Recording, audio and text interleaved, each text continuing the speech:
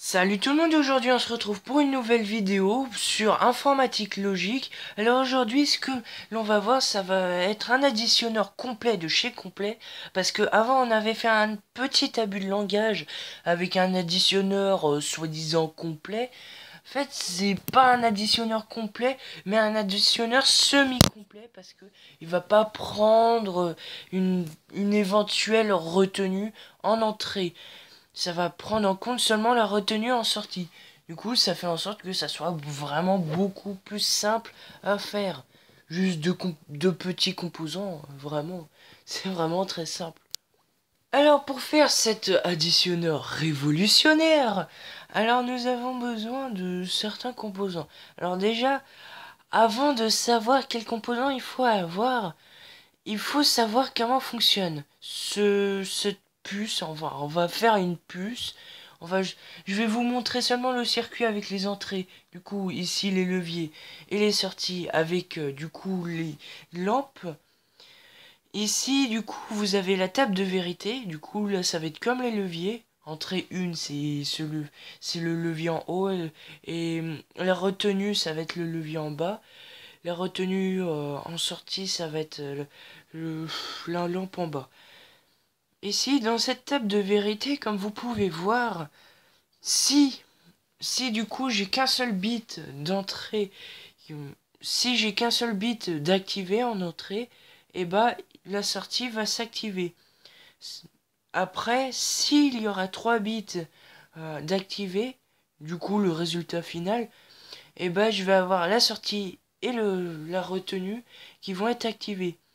Si j'ai seulement 2 bits d'activer, dans le cas là, ici et ici, et bah la retenue seulement va être activée. Donc, on va commencer par la sortie principale. Comment le faire? On va utiliser deux portes XOU, ou XOR en anglais. Bon, après, nous on est français, donc on dit XOU. Du coup, ces portes XOU, je les connecte à mes boutons. Du coup, je les connecte comme ça pour que ça puisse donner une forme comme ça. Après, du coup, là, j'ai déjà terminé ce qui s'agit de la sortie principale. Alors du coup, ici, quand, quand il se passe... Voilà, vous pouvez vérifier, normalement ça doit fonctionner. J'avais vérifié. Après, pour le résultat, je vais avoir besoin de deux portes et une porte OU. Après, ces deux portes et, je vais les connecter de cette façon-là. Je vais connecter cette porte et de cette façon-là. Et après, une autre porte et d'une autre façon, ça va être de cette façon-là. Voilà, je vais la connecter à l'autre porte XOU qui était déjà connectée. Cette porte... Ah mince, je me suis trompé, j'ai pris la porte OU. De toute façon, ce n'est pas grave, une erreur peut arriver à tout le monde. J'en vois beaucoup des gens sur YouTube qui font de grosses erreurs. Alors du coup, c'est bien une porte E normalement. Voilà. Là, j'ai ma porte E qui est connectée à la porte XOU et ce levier là. Cette porte E là, cette porte E est connectée à ces deux boutons là. Donc, ces deux portes E, je vais pas les laisser comme ça. Je vais les connecter tous les deux à la porte OU, parce que de toute façon, s'il y en a un qui est activé ou les deux en même temps, et ben la retenue va être égale à 1. Donc voilà. Du coup, notre puce, enfin notre circuit est terminé. Nous avions besoin de 5 composants. Nous avons utilisé 5 composants qui est 5 portes logiques du coup. Et donc on peut tester. Alors du coup, pour tester, commençons par l'entrée 1 qui se trouve ici. C'est ce bouton là, le premier bouton. Alors du coup là j'ai le résultat qui commence. Bon, on va commencer par le résultat. Si je mets 1 en résultat, j'ai 1 en sortie. Puis après, si j'ai 1 en entrée 2, j'ai 1 en sortie. si j'ai 1 les deux, si j'ai 1 par les deux, ça va être 1 en résultat, en... Putain, je dis n'importe quoi, en retenue. Après, si ça va être en entrée 1, je vais avoir 1 de sortie, 0 de retenue. Après, si j'ai 1 de retenue et 1 d'entrée 1, et ben je vais avoir 1 de retenue encore. Puis après, si j'ai ça, alors du coup, si j'ai cette configuration-là, E1 et E2, et ben je vais avoir une retenue. Et après, là, quand j'ai tout d'activé, et ben je vais avoir une retenue et la sortie. Voilà. Du coup, nous avons terminé notre circuit. Donc, mettons-le sous forme de puce. Et voilà, moi j'ai terminé, j'ai fait une puce. Bon, j'ai remplacé E1 et E2 par B1, B2. Et après, j'ai fait retenue et sortie pour que ça soit clair. Donc, ici, du coup, avec cette puce, on peut voir qu'on peut faire de tout. Alors, cette puce, comment je l'ai fait? Alors, on peut faire des puces avec ce logiciel-là. Je précise bien que c'est Smart Logic Simulator. Avec le superbe accent anglais, hein, je sais même pas le faire. Alors, bon, allez, on s'en fiche de mon accent d'anglais.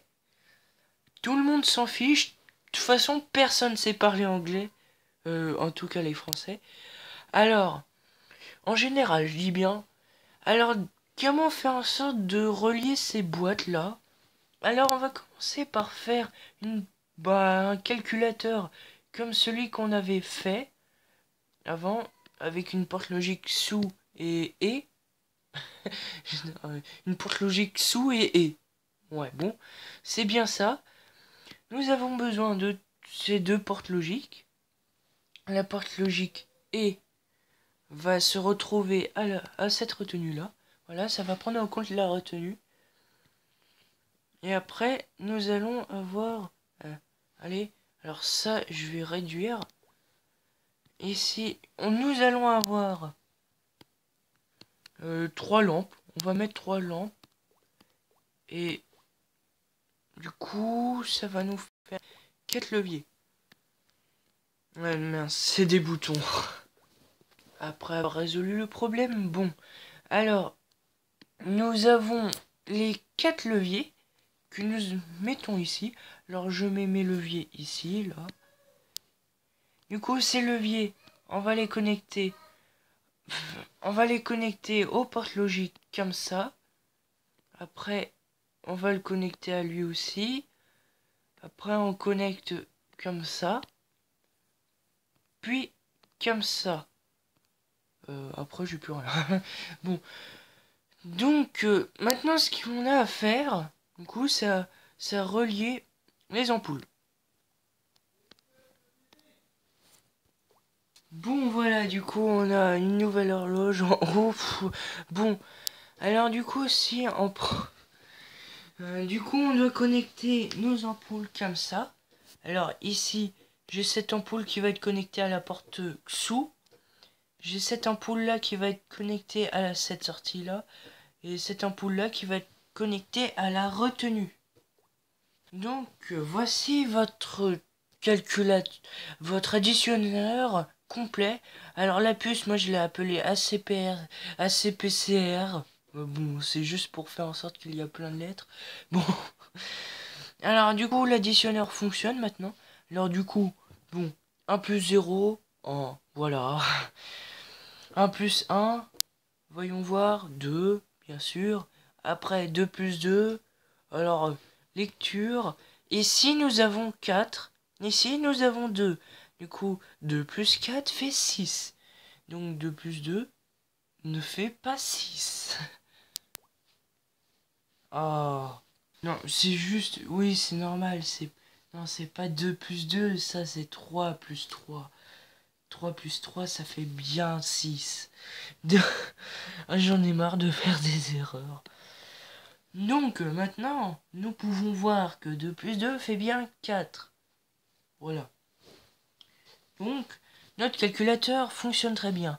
Bon, c'est un additionneur, alors du coup, il fait son boulot. Donc vous avez pu voir que la vidéo a été beaucoup plus longue que avant, et, étant donné de la complexité du projet. Donc on se retrouve pour une nouvelle... Oh punaise, j'arrête. On se retrouve pour une nouvelle vidéo. À plus tard.